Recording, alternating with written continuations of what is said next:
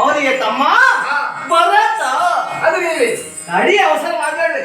ಭರತ ಅವನಿಗೆ ಮಗ ಪುಷ್ಕಳ. ಅದು ನೀವಲ್ಲ. ಯಾರು ಹೇಳಿದಲ್ಲ ಒಂದು ಹೋಗು. ನಾನೇ ಪುಷ್ಕಳ, ನಾನೇ ನೀವೇ ನಾನೇ ಪುಷ್ಕಳ ಎನ್ನುವ ಹಾಕನ್ನು ಕರೆಯುತ್ತಾರೆ. ಬರುವರ ಕಾರಣ ಏನು? ಬಂದಿರುವಂತಹ ತುರಗವನ್ನ ಕಟ್ಟಿ ಹಾಕಿದ್ದೀರಲ್ಲ, ಕಟ್ಟಿದ್ದೇವೆ. ತುರಗವನ್ನ ಬಿಟ್ಟರೆ ಲೇಸು, ಇಲ್ಲದೆ ಹೋದ್ರೆ ಏನು ಮಾಡಿ ಬಿಡುವುದಿಲ್ಲ ನಿಮ್ಮನ್ನ. ರುಂಡ ಮುಂಡ ಬೇರ್ಪಡಿಸಿದ್ದೇನೆ. ಸಂಗಡ ಬರದು ನಿನಗೆ ಸೃಷ್ಟಿ ಕ್ರಮವು ಸ್ಥಿರಚಲ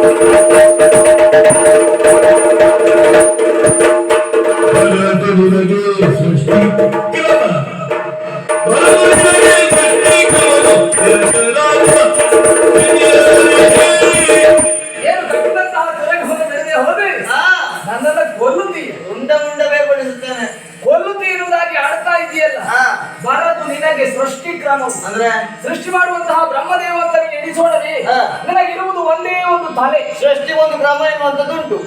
ಸೃಷ್ಟಿ ಸ್ಥಿತಿ ಲಯ. ಹೌದೌದು. ನಿನಗಿರುವುದು ಒಂದೇ ತಲೆ ಅಲ್ವಾ? ಆ ಬ್ರಹ್ಮನಿಗಿರುವುದು 5 ತಲೆ. ಇನ್ನು ಆ ಬಾಲನಾಗತ್ವಾಗಿರುವಂತಹ ವಿಷ್ಣು ಅಂತ ಎಣಿಸೋಣವೇ? ಒಂದ್ಸಲ ಸಾಕಾಗುದಿಲ್ವಾ? ಸಾಕಾಗುವುದಿಲ್ಲ. ನಿನಗೆ ಹೇಳ್ತೀನಿ ಕೇಳು. ನಿನಗಿರುವುದು 2 ಭುಜ, ಅವನಿಗಿರುವುದು ಚತುರ್ಭುಜ ಅಲ್ಲವಾ? ನಾಕೆ ಬೇಕು ನಿನಗೆ. ಇನ್ನು ಲಯಗೊಳಿಸಿ ಈಶ ನೀ ಆಗುವುದಕ್ಕೆ ಸಾಧ್ಯವಿಲ್ಲ. ಅವನಿಗಿರುವುದು 3 ಕಣ್ಣು, ನಿನಗಿರುವುದು 2 ಕಣ್ಣು ಅಲ್ಲವಾ? ಅದಕ್ಕಾಗಿ ಹೇಳ್ತಾ ಇದ್ದೀರಿ, ಮಾಡಿದ್ದು ತಪ್ಪಾಯ್ತಿರುವುದಾಗಿ ನನ್ನ ಕಾಲಿಗೆ ಎರಗಿದ್ರೆ ಹಾಗೆ, ಇಲ್ಲದಿದ್ರೆ ಕೊಂದೇನು. ಇಷ್ಟು ಮಾತಾಡುವುದನ್ನು ಹ್ಯಾಕರ್ಬೇಕು ಅಂತ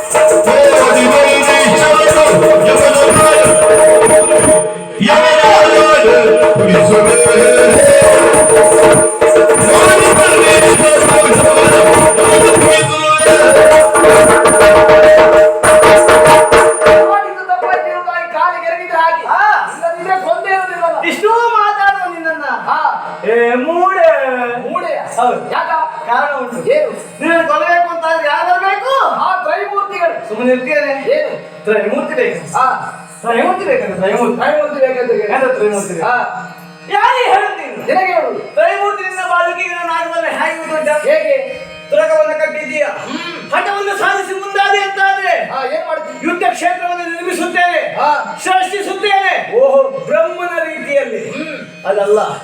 ಮಾಡಿದ್ದು ಸರ್ವತಾ ತಪ್ಪಾಯ್ತು ಎನ್ನುವ ಕಾಲಿಗಿದ್ದು ಗಪ್ಪ ಕಾಣಿಕೆ ಕೊಟ್ಟೆ ಅಂತಾದ್ರೆ ವಿಷ್ಣುವ ಕಾರ್ಯ ಯಾವುದು? ಪಾಲನಾಕಾರಿ. ಹಾಗೆ ನನ್ನ ಪಾಲಿಸುತ್ತೇನೆ ಮುಂದೆ ಜೀವನ ಮಾಡುವುದಕ್ಕೆ. ಬಿಡದೆ ಹೋದ ತುರಗವನ್ನ ಕೊನೆಯ ಕಾರ್ಯ ಕಡೆಯ ದಿಕ್ಕಿನ ವಾಸಿಯಾದಂತ ಈಶನ ತರದಿ ಒಂದೇ ಬಾಣದ ಇನ್ನೊಂದು ಯಮನಾನೇ ಕಟ್ಟುತ್ತೇವೆ. ಅಟ್ಟುವುದಲ್ಲ ಮಾಡುವಂತಹ ತುರಗ ಉಗ್ರವಾಗಿ ತೋರಿಸ್ತೇನೆ. ಬಹಳ ಮುಂದೆ ರಂಗಭೂಷಿಯರ ಮೇಲವ ಕಂಡ ಕುಂಬುರ ಮಗುವಾರು ಕಂಡಿ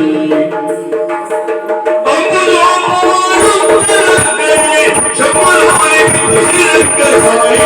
ಇಷ್ಟು ದಿನೈ ಮೈಕೊಂಡು ಎಷ್ಟು ದೂರ ಎಂಬುದರಿದ್ದೇ